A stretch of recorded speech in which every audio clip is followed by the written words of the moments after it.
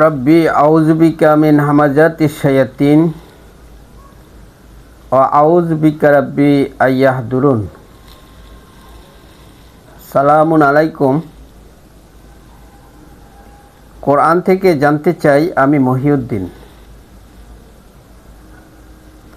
আমি এখন আলোচনা করব ঈমান আর আমল। ঈমান হচ্ছে বিশ্বাস আর আমল হচ্ছে কর্ম। ঈমান হচ্ছে গায়েবের প্রতি বিশ্বাস আর আমল হচ্ছে ভালো কাজগুলি, সৎকর্ম।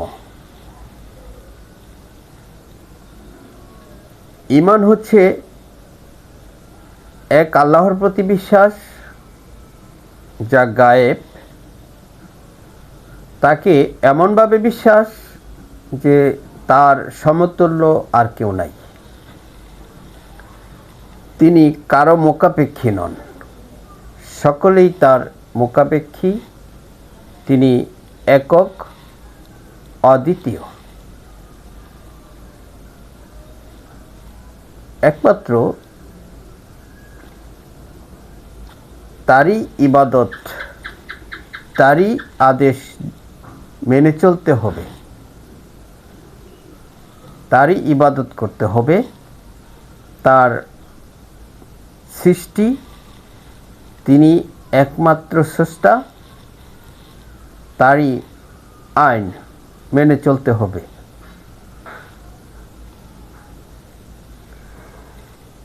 সৃষ্টি তার, আইনও তার, এভাবে তাকে গ্রহণ করতে হবে।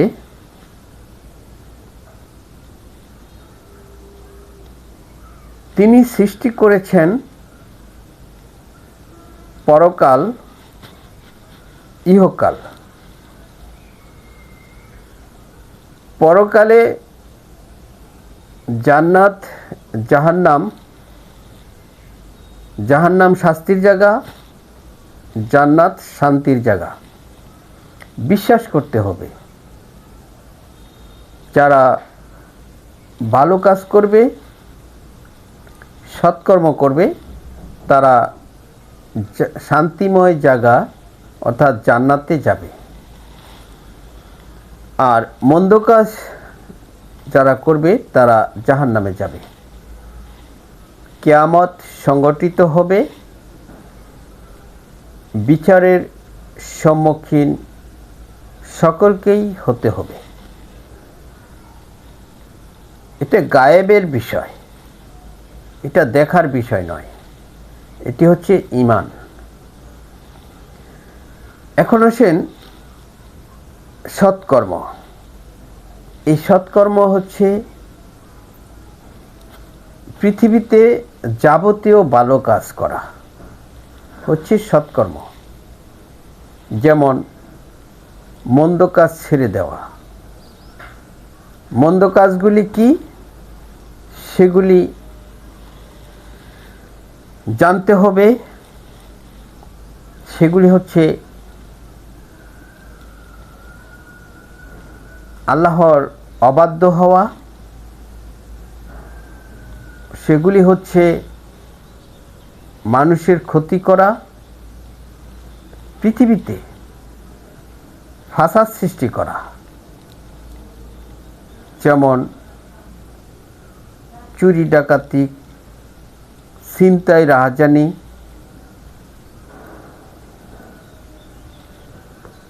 বিভিন্ন ধরনের অপরাধ, জোর করে লুটতরাজ করা, ধর্ষণ করা, মানুষের ক্ষতি করা, সামাজিক বিপর্যয় সৃষ্টি করা হচ্ছে ফাসাদ সৃষ্টি করা। এগুলি হত্যার চাইতেও মারাত্মক অপরাধ।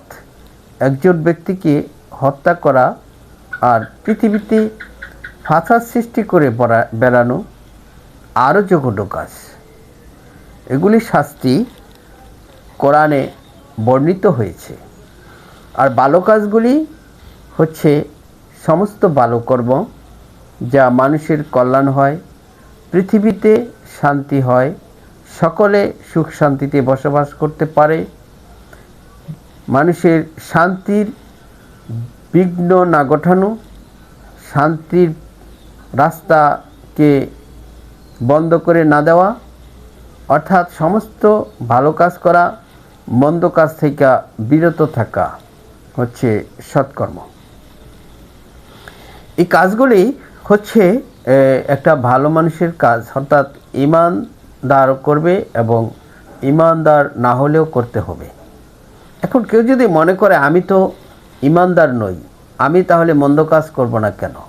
তুমি করতে পারবে না, তাহলে ইমানদারেরা তোমাকে শাস্তি দিবে। কেন নয়? তুমি তো অপরাধী পৃথিবীর বুকেই, পরকালে তো তোমার জন্য শাস্তি নির্ধারণ আছেই। যদি ইমানদারেরা তোমাকে শাস্তি না দেয়, তাহলে ইমানদারেরাও অপরাধের অন্তর্ভুক্ত হতে হবে। এখন আসুন, কোন ইমানদারেরা এই শাস্তির ব্যবস্থা করবে? দেখুন, যাদেরকে আল্লাহ রাব্বুল আলামিন পৃথিবীতে ক্ষমতা দেন, তারা এই শাস্তির ব্যবস্থা করবে। তারা ভালো কাজ চালু করবে, মন্দ কাজ বন্ধ করবে, সমাজে দেশের শান্তির জন্য, উন্নত সমৃদ্ধি সমাজ গঠন করার জন্য, মানুষের জীবনমান উন্নতির জন্য এবং মানবতার কল্যাণের জন্য তারা যাকাত আদায় করবে।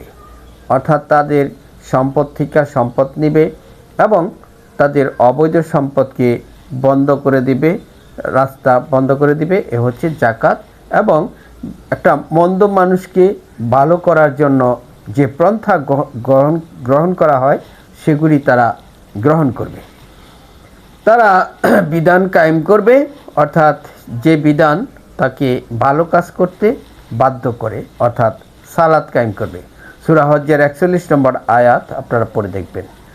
যেই সালাত মানুষকে মন্দ কাজ থেকে বিরত রাখে, অর্থাৎ শাসন ব্যবস্থা, অর্থাৎ ভালো কাজ চালু রাখা হচ্ছে সালাত।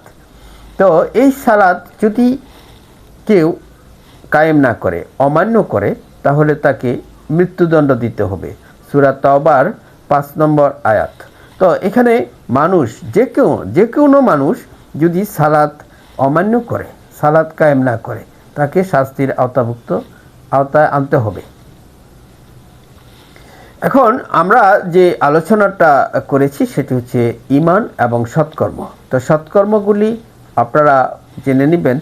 তো আর ঈমান হচ্ছে এটা না দেখার বিষয়, আর সৎকর্ম হচ্ছে ইহজীবনের কর্ম সম্পাদন, অর্থাৎ ভালো কাজ করা, মন্দ কাজ ছেড়ে দেওয়া। এটি হচ্ছে সালাত কায়েম। এই সালাত কায়েম করবে রাষ্ট্রীয়ভাবে, এবং যারা রাষ্ট্রের আনুগত্য করবে না তারা হবে এই বিশৃঙ্খলাকারী, ফাসাদ সৃষ্টিকারীদের অন্তর্ভুক্ত। তাদের শাস্তি হবে মৃত্যুদণ্ড। এই মৃত্যুদণ্ডটা কার্যকর করবে কিন্তু যাদেরকে আল্লাহ রাব্বুল আলামিন ক্ষমতা দেন। আমি আবারও বলে রাখছি, এটা ব্যক্তি পর্যায়ে কেউ কোনো গ্রুপ ভিত্তিক, কোনো দরবেশ সেজে, পীর সেজে, বড় আলেম মাওলানা সেজে এগুলি করতে পারবে না। এগুলি যদি করতে যায় সে হবে জঙ্গিবাদের অন্তর্ভুক্ত। আমি আমার আলোচনা আর দীর্ঘায়িত না করে এখানে শেষ করছি। আসসালামু আলাইকুম।